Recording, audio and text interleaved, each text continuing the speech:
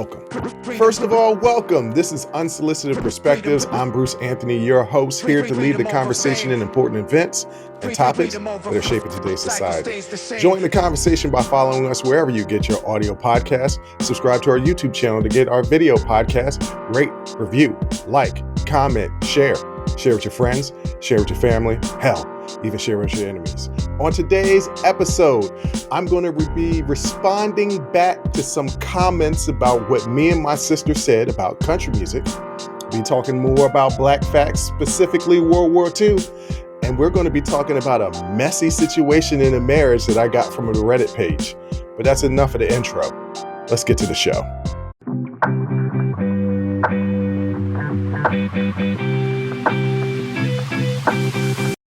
You know, I was going to film this episode yesterday, and I'm not going to tell you which day I'm filming this episode, but it's fairly recent to the release. But I was going to film this episode yesterday, and I was angry. And I said, let me stop, let me take a day to myself and not record an angry episode as I'm trying to explain something to people who are ignorant. And once again, ignorant in and of itself is not a negative comment. Ignorant is just not knowing, right? So some people are ignorant, and then some people are willfully ignorant. The people that are willfully ignorant are the ones that really agitate me. But those people that are ignorant, I'm always willing to have a conversation and try to teach something or explain my point of view from a perspective as a Black man. And this particular topic that I'm going to get into is regarding the comment that me and my sister made on our last sibling happy hour, in which we stated that Black people created country music. Now, there's a lot of pushback from some people out there in the social media landscape. Now, I understand there are trolls out there. I really don't get agitated with trolls. I actually find it funny. If you don't have trolls, I guess you're not doing something successful. So the fact that I have backlash from this podcast lets me know that I'm doing something successful. I'm touching a nerve, whether you like it or not. What I say has some form of impact out there in the world. Okay. Which is humbling, and also a little self gratification there that comes from that as well. But trolls. So I'm used to getting hurtful, hateful comments that I don't allow a lot of people to see. I deal with it on my own. My sister doesn't even really see them. And I don't know if that's necessarily healthy for my psyche to be bombarded with some of these negative messages. But I will say that there are a large number of positive messages. Would like more positive messages on the comments on the YouTube page, because that would kind of help. But I get direct comments through emails or DMs and things of that nature of how much people really enjoy the show, really respect my perspective on things, really feel like they're getting insight and enlightenment to certain things that they either never thought about or didn't think about in the way in which I present them. So I'm extremely, extremely grateful for all of that. But once again, social media touched a nerve. And I will say, being a Black man that is very outspoken and does not run away from any topic, I agitate people sometimes. Majority of them tend to be white males, but not just males, females, and not just white, everybody, because I'm going to speak my truth, whether you like it or not. And I'm going to come with receipts, right? I don't just say anything flippantly. I'm a researcher at heart. I'm a historian at heart. There is a background of research that is done before I do the shows. Do I turn on the mic and camera and just go? No. That I do those on my Talking Straight-ish episodes and After Hours Uncensored that you can find on our Patreon page at patreon.com/unsolicited perspectives. Those shows are strictly, we're turning on the cameras and we're going, and we can say anything crazy. Those shows aren't really prepared. But these shows that I do, the sibling happy hours, the shows that I do on my own, the interviews that I do, everything is very thoughtfully prepared. And I got great experience to prepare from my college, right? It was secondary education, studying to be a teacher, so creating lesson plans, and then being a history major. You know how many papers I wrote my senior year between the two semesters? I wrote 6 or 7 30-page papers between the two semesters. And that was just 1 year. That's not including the junior, sophomore, freshman year, second sophomore year. There was a 5-year program there, but that's neither here nor there. So there, I thoroughly research the things that I talk about, and I'm not. Once again, I'm not saying things flippantly. If I tell you, if I say to you, Black people created country music, know that if you say no, they didn't, where are you getting this information from? I'm going to come back with receipts. So that's what I'm going to do in just a minute. To show that I'm not one of those people who can't self reflect, I want to tell you a story. I'm going to tell you two stories, as a matter of fact. The year is 1992. Dr. Dre and the Chronic had just come out, and Ain't Nothing But a G Thing drops. What's crazy is I'm 11, 12 years old. My dad is 33, 34 years old. At the time, I just thought he was the oldest man in the world outside of my grandfather and my uncles, my grandfathers and my uncles. But 33 is really, really young. I mean, that's 10 years younger than what I am right now. And I still listen to hip hop. But I was listening to Dr. Dre, Ain't Nothing But a G Thing, and he comes in the room rapping it. He knows the song. And he was like, yeah, that's Parliament Funkadelic. And I'm like, who? He said, yeah, that's Parliament Funkadelic. I was like, no, that's Dr. Dre. He's like, yeah, I get that. But the samples are from Parliament and Funkadelic. Who is that? He puts his head down because my father, being the musician, bona fide musician, can play multiple instruments, can sing, can do music by ear. Incredible, incredible musician. Says, yeah, no, let me introduce you to this. So he brings out the record, Parliament Funkadelic, and he finds a song. I can't remember exactly what the song was. And come to find out, the majority of that album, which later Dr. Dre credits, right, gives a lot of credit to P Funk and Parliament Funkadelic. To find out that a lot of the album that I'm listening to was sampled and are songs from Dr. Dre. Had no idea. How would I? The music was before I was born. So unless somebody introduced it to me, I wouldn't know about it. Fast forward to, I don't know, 2004, Little John and the East Side Boys had just released the album. Me and my sister talked about it. I think Lovers and Friends is definitely on that album. I think that's where that album came from. That record came from that album. And another song on there was Play No Games. And that song was done by Lil Jon, East Side Boys, and Fat Joe. I'm a huge, huge Fat Joe fan. And so I'm playing it in the car. My brother, it's me, my mom, it's me, my mom and dad, brother and sister. We're all in the car. I don't know where we're going. We're going somewhere. And I played a song. And it was bold of me because I'm very respectful of my parents. I don't cuss.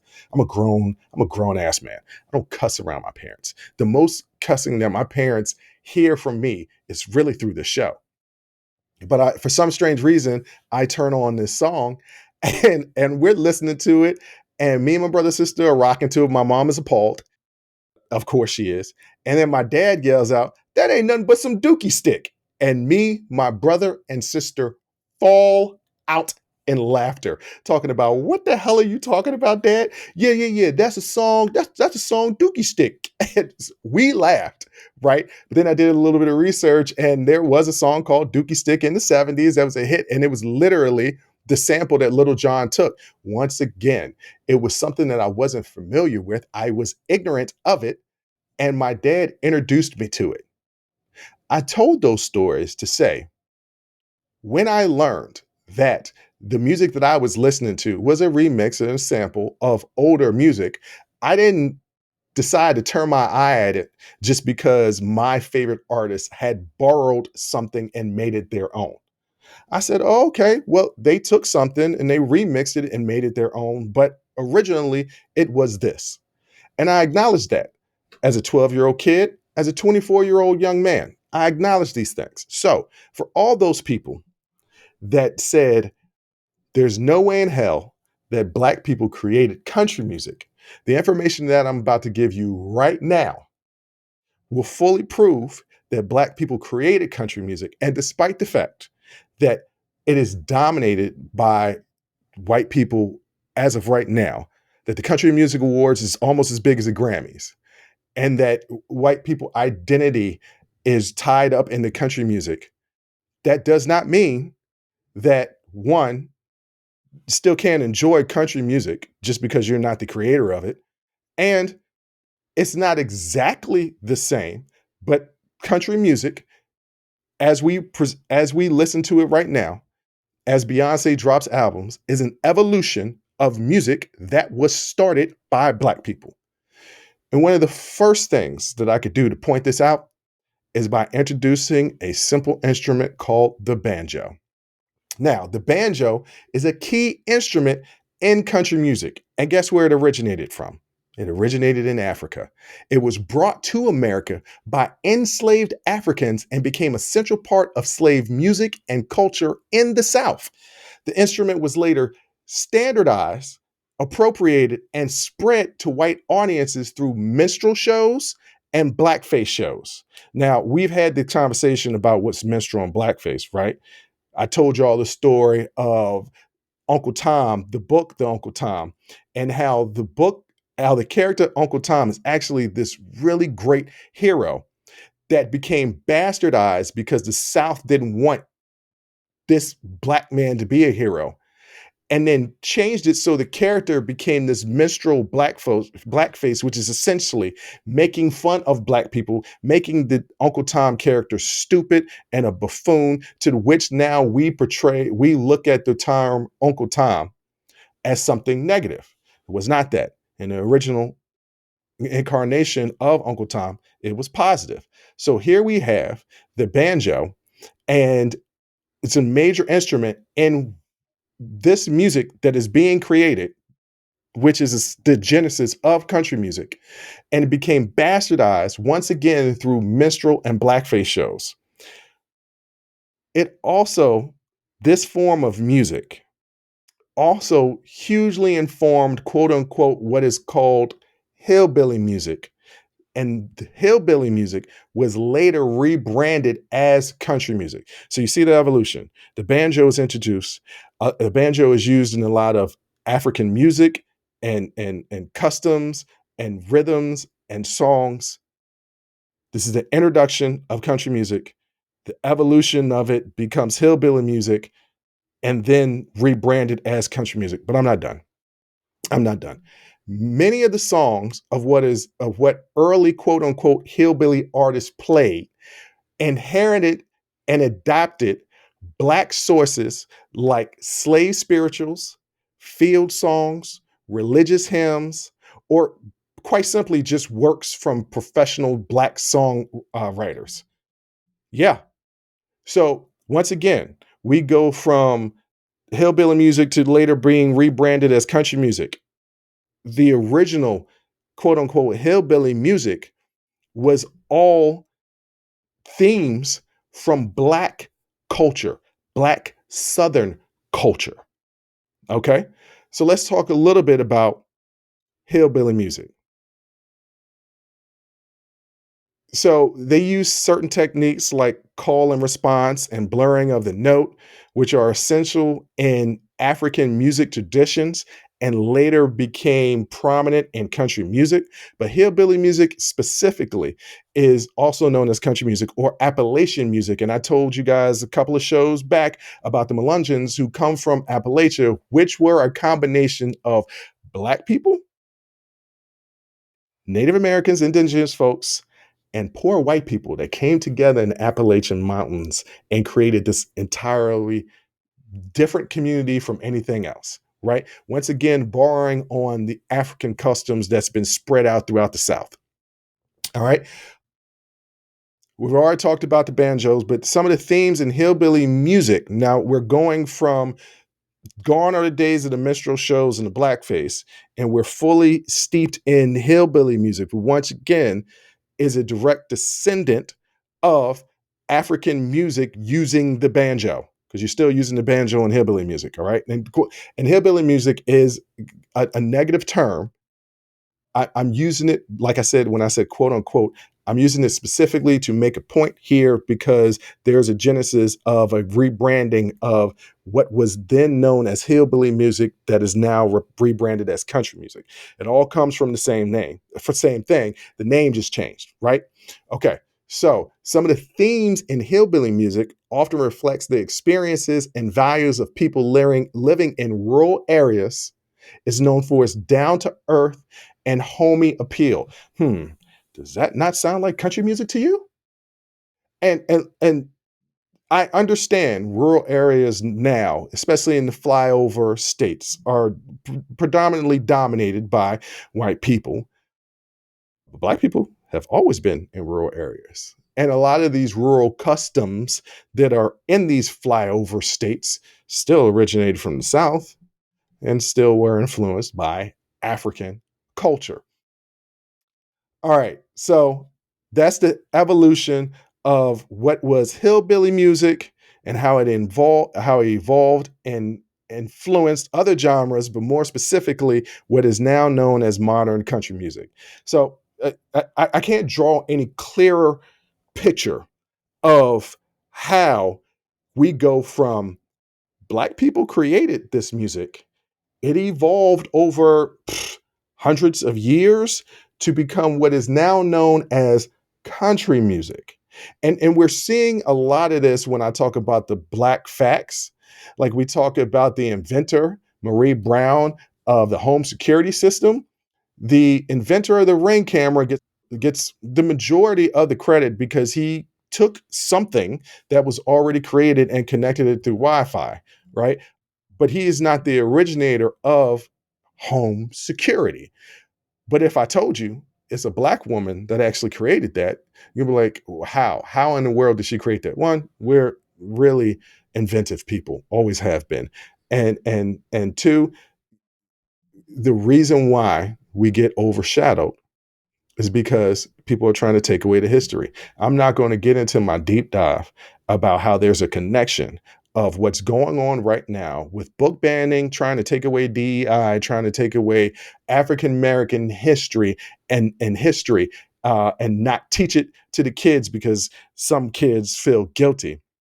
I'm not going to go into all of that, but a little bit I am, because when you do those type of things, you miss out on the truth of the evolution of how things became what they are today. And this was just an example of how country music was literally started by Black people going all the way back to Africa and the banjo. But despite the deep roots and contributions of Black artists like Leslie Riddle and T. Tote Payne, who actually taught Hank Williams, without the contributions of these people, without the recognizing the contributions and the commercial decisions by white industry executive led to basically the exclusion of Black history in country music. It becomes very difficult to sell something to the white audiences if they realize that they are not the ones who actually created it. There was a whole film genre that saved the music industry, saved the movie industry, and they were Black exploitation films. It all started with Sweet Sweetback's "Badass Song," and then later with movies like Shaft, Superfly, and The Mac, where movie studios realized, oh, there's a huge untapped market of consumers. They're Black people. We've never made movies for Black people. And movie studios were going out of business in the 70s. The whole movie industry was going to collapse until they tapped into this market. And they realized that Black audiences want movies that they can identify with. They made movies that Black audience can identify with. The movie companies made their money back. But the point I'm trying to make is that they weren't catering to Black audiences. Why? Well, white people are the majority. Even still in this country, contrary to this great replacement theory that they're trying to push out, and that they thought that that was the core audience, that they were the ones that only had disposable income to promote to. So if you're a white executive and you realize that, hey, this movie was started by black folks and then became hillbilly music, which black folks were still a part of. And some of our major country singers learned from black folks. We can't really tell them that. Let's just go with Hank Williams and let's ride this into the sunset and make this a popular genre to white audiences. And we're not even going to address that history. And it's not just country music. What if I told you that black people also started rock music? Yeah. So rock music originated in the United States in the late 1940s and the early 50s. Its immediate origins lay in the mixing together of various black music genres of the time, including rhythm and blues and gospel music. Rock and roll was influenced by deep South black music genre called the blues. It started out as rhythm and blues. Many of the early rock and roll bands, including the Beatles, the Animals, the Rolling Stones, the Who, and etc., began to imitate 1950s American rock and roll rhythm and blues, rural blues, and urban blues, all essentially black genres of music.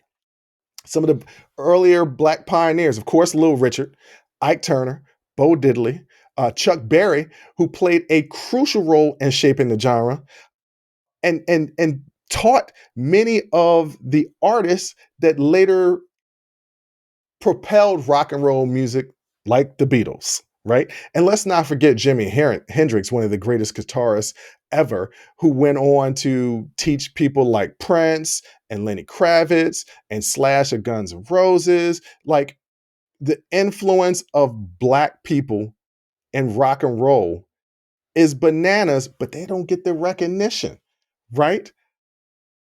And so all I'm trying to say is this. And I know this was a long-winded way of saying it, but all I'm trying to say is this.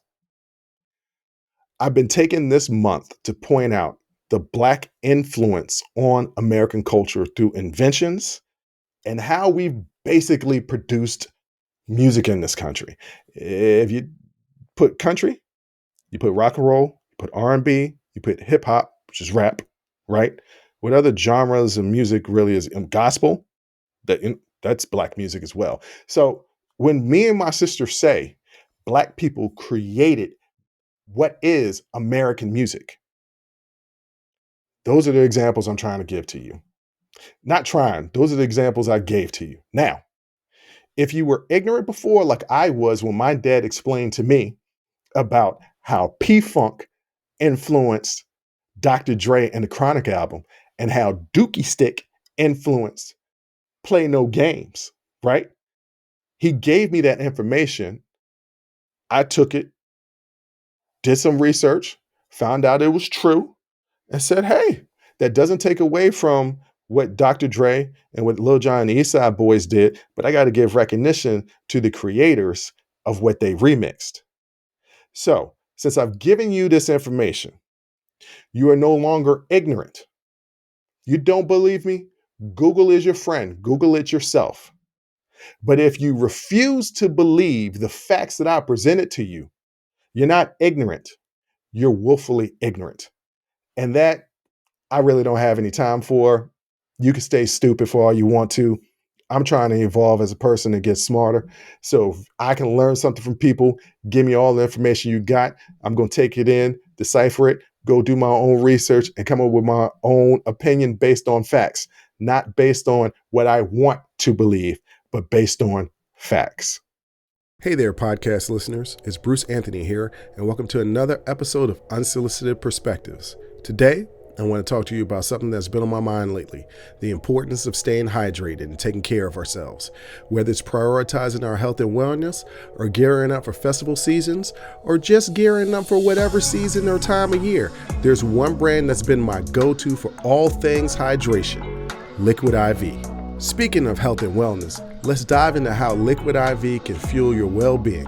Imagine starting your day off right, feeling refreshed and energized. Liquid IV Hydration Multiplier is the missing piece in your daily routine. With just one stick, you get 5 essential vitamins and 2 times faster hydration than water alone. It's perfect for those early mornings, pre-workout boosts, moments when you're just feeling run down, or even after a late night or long flights. I absolutely love how convenient Liquid IV is. The packaging makes it easy to bring with me wherever I go. And let me tell you, it's become a vital daily part of my routine. The flavors, let me tell you something, they're incredible. From refreshing sea berry and strawberry lemonade to classics like lemon lime and watermelon, there's a flavor for every preference. It's like a burst of hydration with a hint of deliciousness. Picture this. One stick of Liquid IV mixed in 16 ounces of water, hydrating you 2 times faster and more efficient than water alone. And with 12 mouth-watering flavors, you'll never get bored with your hydration routine.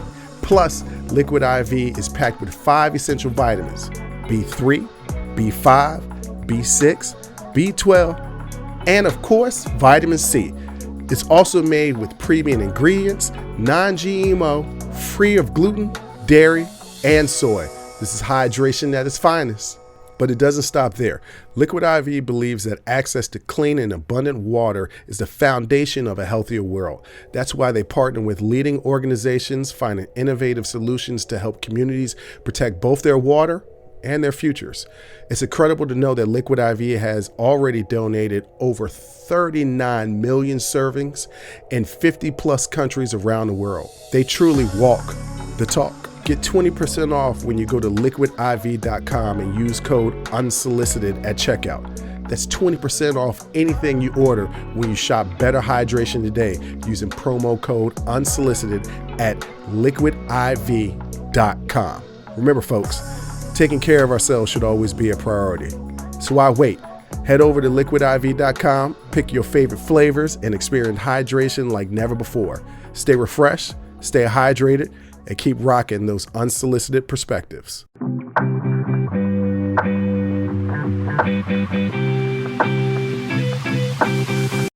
All right, we're not done talking about Black people. Not at all. We're going to talk about Frederick McKinney Jones. And why is he important? Well, this was a Black man who was also an inventor, an entrepreneur, and an engineer who made significant contributions to the field of refrigeration technology. You know, refrigerators, freezers, things of that nature. He made the advancements of that technology. How did he do that? He is best known for his mobile refrigeration technology, which eliminated the far less effective use of ice and salt to preserve foods for transportation. This greatly extended the distance over which food could be successfully delivered. In the 1930s, he designed and patented a portable air cooling device for trucks transporting food, and later adapted this portable air cooling device to fit trains and aquatic vehicles. This dude, before him, we was just using ice and salt to preserve food. Food was going bad. People had the bubble guts eating bad food that had gone bad with the meat and eggs and things of that nature, eating spoiled milk, all types of eating spoiled food. And here is Frederick McKinney Jones coming up with refrigeration. Don't get recognized for this. Everybody uses a refrigerator. Everybody uses a freezer. Right? This is him. Beforehand, you know how you use a cooler? You know, you put a lot of ice in the cooler to keep stuff cold. That's what people was doing before mobile refrigeration. But it's not just that. It's not just his creation of or his advancements in technology as far as refrigeration is concerned. It's how it helped us during World War II. So his units were very helpful in transporting food, blood, and medical supplies around the world, and for the U.S. and military allies, to preserve blood, medicine, and food to be used at army hospitals and on open battlefields. That's right. I don't think what gets discussed enough, and I know I'm going to do a detour. You thought I was just going to talk about my man, Mr. Jones. Mr. Jones. No, I'm doing a detour. When you thought I was just going to talk about inventions, I'm going to talk about actually how little recognition Black soldiers get for their help in World War II.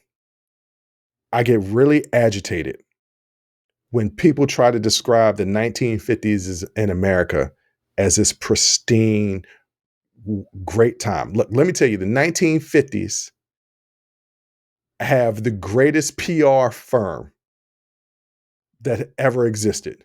Because there's this idea that America was so great in the 1950s after World War II, and that generation, the greatest generation, I put that in quotes, right? Just like I did Hillbilly in the first segment, that the greatest generation is the greatest generation that's ever been produced in this country. I'm going to dig into the greatest generation, but first I want to talk about what Black soldiers faced during World War II. And there was, and it's not just World War II. Black soldiers were in World War One, in the Civil War. They never get credit for all the defense that we did to make this country the most powerful nation. But Black soldiers faced significant discrimination and segregation during World War II, not just home, but also abroad. Despite Black men, because remember, it was only men going off to war, despite the willingness of Black men to serve their country, Black soldiers were often relegated to segregated divisions and combat support roles. The military was just as segregated as the Deep South was. Black soldiers faced discrimination in every branch of the armed forces. They often were degraded and treated as lower class citizens. Many of the bases and training facilities were located in the South, and regardless of the region, they were separate blood banks, hospitals, or wards, medical staff, barracks, recreational facilities, all that stuff was separate for Black soldiers and lower in class to Black soldiers. Black soldiers were routinely slurred and harassed by white soldiers and local white residents, despite the fact that they were trying to defend their country. The military often regulated Black soldiers to less desirable roles, such as cooks, mechanics, road builders, ditch diggers, supply unloaders, slave labor. That's what I just did, manual labor. This is what they were relegated to. Look, this is the crazy part. And for those people who are like, that's not true, once again, Google is your friend. Use critical thinking skills, Google it, look at the sources, get all the information, and then come to an educated opinion about these things. But it can't really truly be an opinion because these are facts. There were instances where imprisoned Nazi combatants, Nazis, received preferential treatment over Black troops. Let me repeat that so that you hear it. Captured Nazi soldiers were treated sometimes better than the Black soldiers. They were treated better than the people that are trying to fight alongside you to defend this country. Greatest generation, right? Greatest generation. Despite these challenges, there were Black soldiers served in distinction and made significant contributions for the war. More than 1 million Black men and women, so there was a few women out there, just a few, served in every branch of the U.S. Armed Forces during World War II. Despite facing discrimination and often being relegated to these supporting roles, Black soldiers served a variety of capacities, including logistics, helping to ferry supplies to Allied troops all across Europe. Let's not forget Doris Miller, portrayed by Cuba Gooding Jr. in the movie Pearl Harbor, who was the first national hero of World War II and became the first African American to be awarded the Navy Cross because he was the crewman that was aboard the West Virginia when Pearl Harbor was attacked. So y'all remember the movie Pearl Harbor? And Cuba Gooding Jr.'s character, once again, I can't remember what his character was. It was a cook and a mechanic because that's what Black soldiers were. He jumped into the machine gun and started shooting at the planes that were coming to bomb them, showing that, hey, man, if you give us a shot, we can contribute. But military segregated. This is all record, right? Everything that I'm saying, these are all facts. This is not my opinion. I didn't live during that time. I didn't see it firsthand. There are books, there are articles, there are movies that give you all of this information. Don't believe me? Do the Google search yourself. But these are facts. Now let me get to this so-called greatest generation. Now, the greatest generation was coined by Tom Brokaw. And basically, the greatest generation is commonly referred to those Americans who were born in the 1900s through the 1920s. So they were adults during World War II, right? They, what I will give them credit for is that they lived through not only the Great Depression, but World War One and World War II. So if you want to say they were they were one of the most resilient generations, I might not argue with you too much about that, right? I mean, Great Depression and two world wars. I would say that there's a generation that just went through September 11th, and then also the war on terror, which is technically still going, the Iraqi war and Afghanistan and all that stuff, right? For 20 years. And there was also a whole generation that didn't even get to volunteer. They were forced into Vietnam. And then you also have the feminist music movement, civil rights movement. That actually, to me, is the greatest generation. But let's focus on why they say that this generation born in 1900s and 1920s is the greatest generation, right? Okay, I will give them the fact that they went through the Great Depression and two world wars. But then they are described as driven, patriotic, and team players.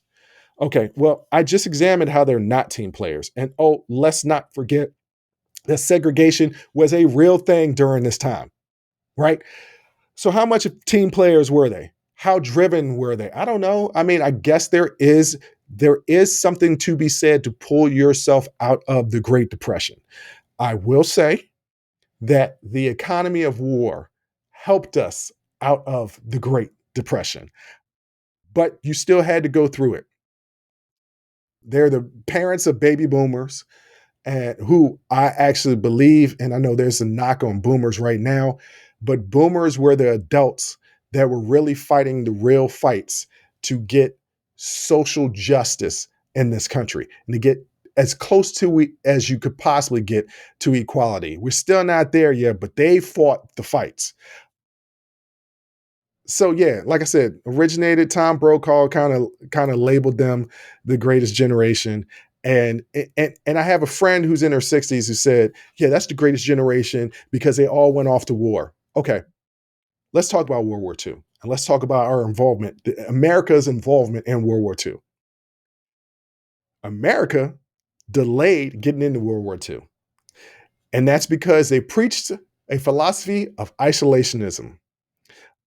This meant that many Americans believed that the conflict in Europe was not their concern and that the US should focus on its own defense and avoid involvement in foreign wars.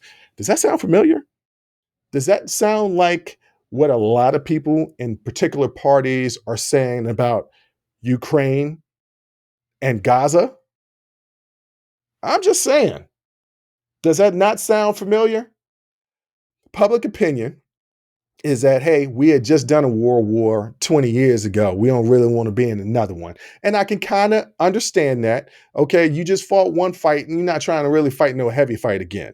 Also, there were some political debates with some of some Americans questioning joining the war before they did because they believed that the U.S.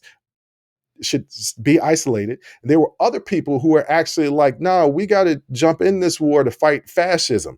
And then there were even people, and once again, these are all facts. If you read books, you read articles about why America hesitated to enter into World War II, you can find all this information.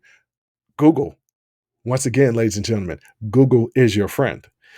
There were also Americans who had just come to the point that after Germany had made so many advances in Europe, that they were just too strong and didn't want that smoke.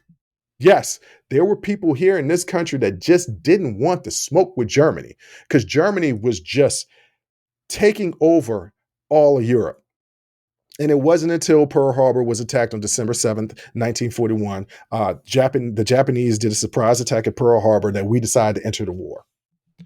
So a lot of the majority of men enlisted into the war, and this is considered patriotic, and it is, right? It is patriotic to fight for your country. I will never, ever attack anybody that has blood, sweat, tears, fought for this country. I am a strong supporter of our armed forces. I'm a strong supporter of the military. I'm an even stronger supporter of the veterans. I think we need to do a much better job at taking care of those people who have PTSD, have mental, emotional, and physical pains, dismemberment, all that stuff from going into defending us. But with that being said, to say that America was noble and patriotic for joining the armed forces to go fight in this war, I question not the patriotism. I question the hero comment, because I'm sorry for anybody out there. If somebody walks up to you and punches you in the face, are you just going to turn and walk away and continue on with your day? Or are you going to punch them back or do something back in retaliation? Now, if you decide that you want to turn and walk away or run away because you don't want that smoke, I'm not here to judge anybody. I don't know how hard that person hit you or who that person was. If Mike Tyson even if Mike Tyson walked up to me and punched me in the face, I'm going to take that L, but I'm going to defend myself. That's just pride. So was it that the men that enlisted, was it that they were heroic or prideful? Because heroic would have been the US entering the war when Germany and the Nazis were collecting Jewish people and putting them in concentration camps, killing them, marching through Poland. That would have been the time to enter the war. And the US gave some arms. We're real good at that. We're real good at not putting any real skin in the game. We're real good with, I'll give you some guns and some military stuff to help you out with your problem, but that's your problem. But I'll give you a little bit to help you out. That's what America was doing. And it wasn't until we got punched in the face that we decided to enter the war. And this is a generation that we call the greatest generation. Never mind that, but when the war ended and all those soldiers came back, because who was working in the factories? The women. Who kept this country afloat as far as the infrastructure that was running in this country? The men were off to fight in the war. It was the women that were working in the factories. It were the women that was taking care of the land. It was the women. And when those men came back, those women were relegated back to those old woman customs, being a housewife, being the mother, stay in the kitchen. So despite the fact that this is labeled the greatest generation, it didn't stop it from being misogynistic, racist, discriminative towards different people, different races, and women. This led to Black people who had gotten horribly treated in their service to their country during World War II coming back saying, hey, man, no, I didn't go fight for this country, go overseas and see different things. This is why a lot of Black people moved to Paris, right? Because they were in Paris and they was like, wait a minute, hold up. Not every place is like the deep South America, or not even the deep South America, because Chicago was segregated. New York was segregated. Not technically by the laws. They didn't have Jim Crow laws, but they did, but they didn't, but they did. Like redlining and banking and loans. And they created basically these areas that only minorities could live. And just, it wasn't Jim Crow. It just wasn't written on the store counter when you walked in, whites only. But it was the same thing. And so these black soldiers and these women that had done the work of defending this country, these men came back from fighting the war, soldiers, patriotic soldiers, and the women were relegated back to the kitchen, and black folks were relegated back to, well, weren't relegated, they were still stuck in second class citizenship.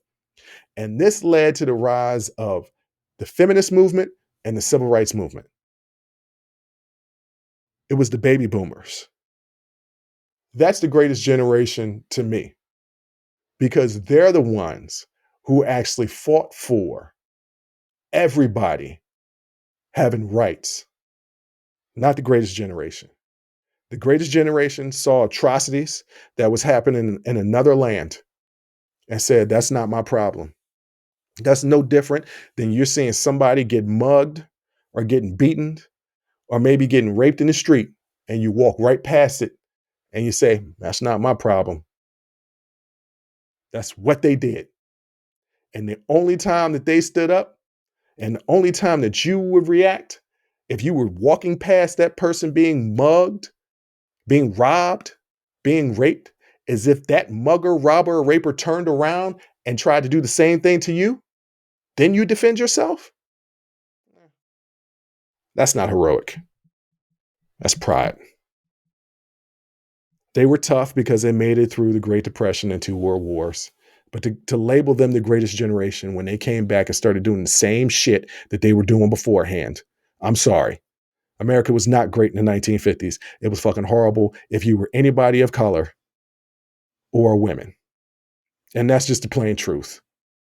And anybody who wants to dispute that, you just don't want to look at the real history of America. You want to look at the great PR creation of America. And if we can call out our loved ones and we can say, I love my mother, I love my father, I love my grandmother, I love my grandmother, but here are their flaws. They are not perfect. Why wouldn't you do the same thing for your country? Why is it so hard for you to look at the negative and atrocities that America has done? I've given you the information.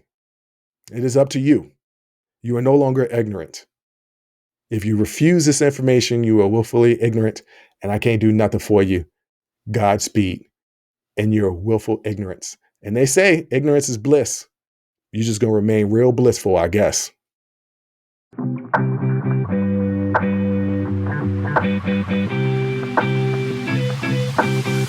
All right, for this last message, I read it and I saved it, and I can't find the word for word written message on Reddit that I read, but I remember the logistics of the message. So I'm going to paraphrase what this young woman said in the message and then discuss it. So it's a woman that has been married, young woman, late 30s, so young to me, has been married to her husband for 7 years.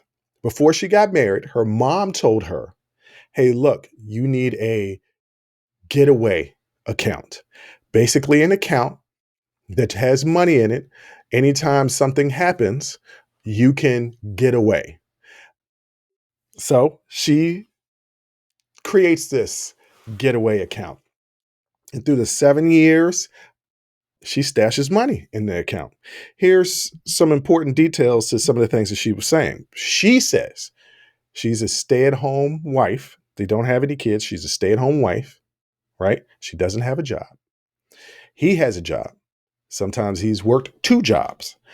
He used to make really good income, so it was okay for her to stay at home. He got into a really bad accident at work where he couldn't work anymore. They tried suing because of the accident and lost the lawsuit. So not only was he not able to work, they did not win the lawsuit, so money was no longer available. They had run out of a lot of money. He did what he could. She went out and got a little bit of a job till he got back on his feet. She says in her own words, he did work 2 jobs and drove Uber to get them back up to where they were when She stopped working. She had lost her job that she had gotten during that hard time. She had stopped working, but he was doing everything that they can to get back on their feet. Throughout this entire process, she was still stacking money in that getaway account. He finds out about the account. They've been married for 7 years. He finds out about the account. And understandably so, I think he's a little upset. He becomes even more upset when he finds out that there is about 20, I can't remember the exact number, but it's like 25 to 50 grand in this getaway account.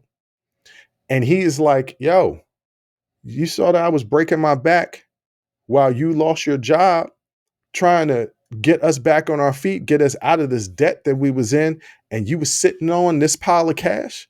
And she's like, that's what my mom told me to do. Anytime something happens, you know what I'm saying? I'm going to need some getaway money. So she was basically asking the Reddit community, was she wrong? And I don't comment on Reddit community sites. It could be a cesspool. It could be worse. It's absolutely worse than YouTube. So I did not comment on that. I decided I was going to bring it to my show because it's anonymous, right? They only post a message. It's anonymous. I don't know who they are. I just know what she posted and going to give my critique to it. So she asked, was she a jerk or an a-hole? Right? I already said the F word on this episode, so I'm not going to continue to cuss. Was she an a-hole? And my response to that is yes. Like, there's no question. You absolutely are. Now, I will say this. I was married. This is what we decided to do before we were even married. When we decided to move in together, we said we have our own accounts, but we're going to create a joint account. And our joint bills, we're going to total them all up. And it was like what our rent was, mortgage was, whether our cell phones, cable, all that stuff, everything that was joint bills, utilities, all that stuff, joint bills, vacations, times when we would go out to dinner, we like estimated like what we would spend on these things. And we said, this is a number that each of us have to put in each month. And that takes care of our joint expenses. Now, anything that you have that's yours.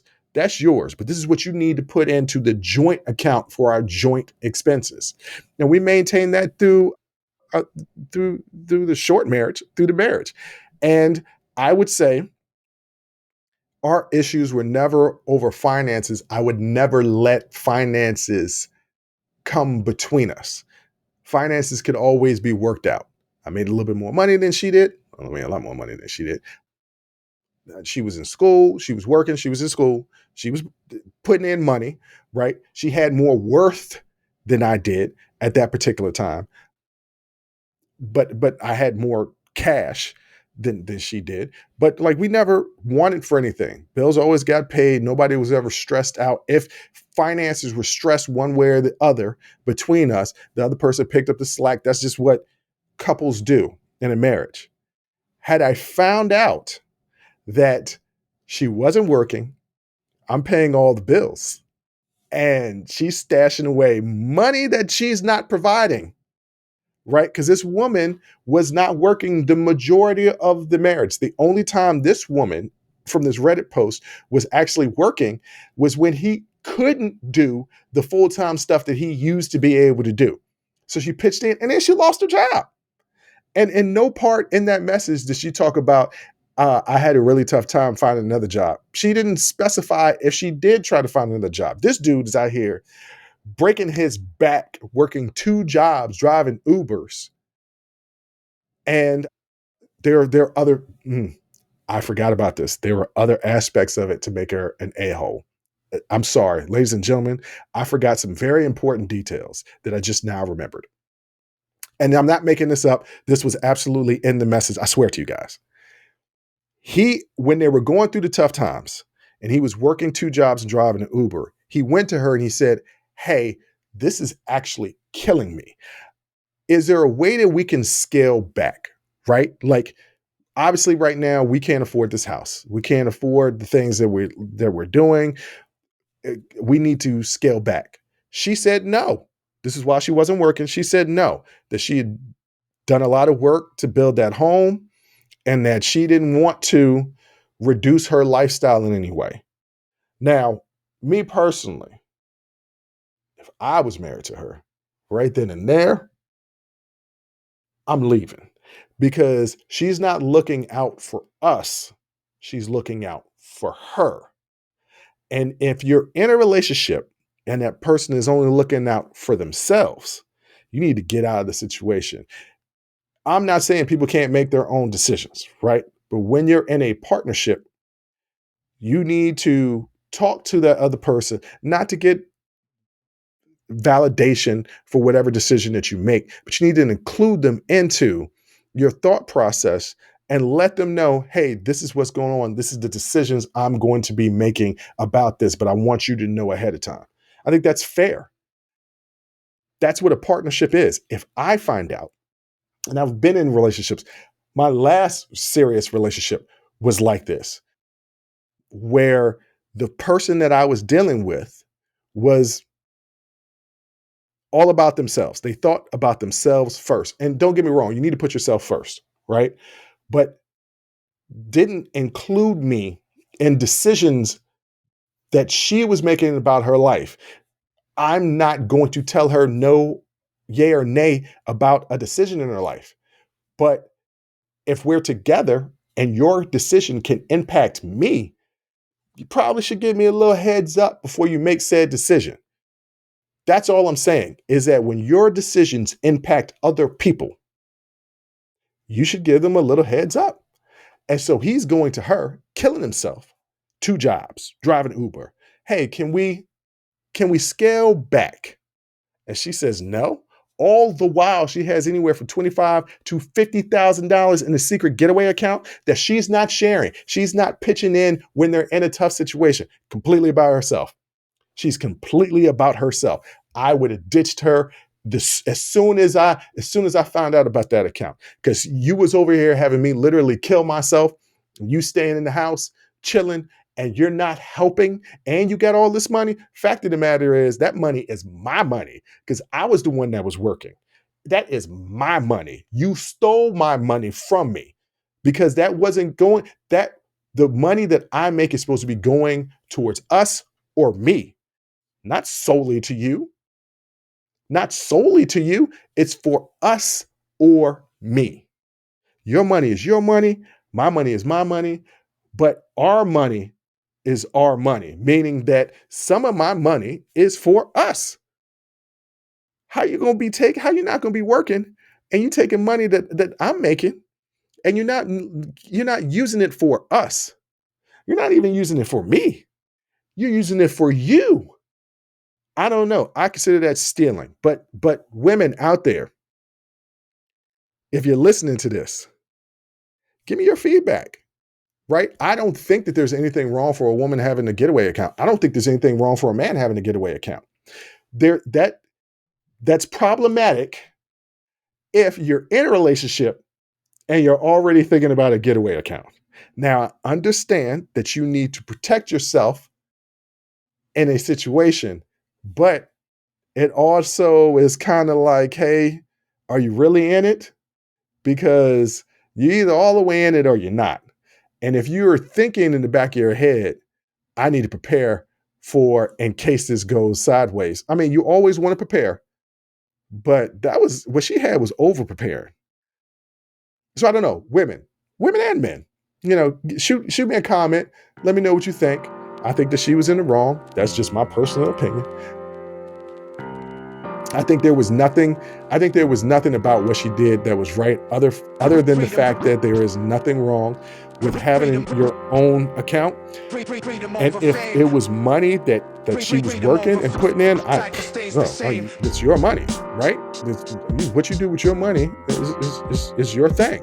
I mean, what you do with my money, that's not for us. I got a real problem with that. And that's grounds for me to divorce you because I can't trust you. And if I can't trust you, ain't no reason for me to be with you. And that's just me. And that's actually talking straight-ish, actually, without any cussing. That's what that is. But on that note, I want to thank all of y'all for listening and watching. And until next time, as always, I'll holla. Whew. That was a hell of a show. Thank you for rocking with us here on Unsolicited Perspectives with Bruce Anthony. Now, before you go, don't forget to follow, subscribe, like, comment, and share our podcast wherever you're listening or watching it to it. Pass it along to your friends. If you enjoy it, that means the people that you rock with will enjoy it also. So share the wealth, share the knowledge, share the noise. And for all those people that say, well, I don't have a YouTube. If you have a Gmail account, you have a YouTube. Subscribe to our YouTube channel where you can actually watch our video podcast. But the real party is on our Patreon page, After Hours Uncensored and Talking Straight-ish. After Hours Uncensored is another show with my sister. And once again, the key word there is uncensored. Those are exclusively on our Patreon page.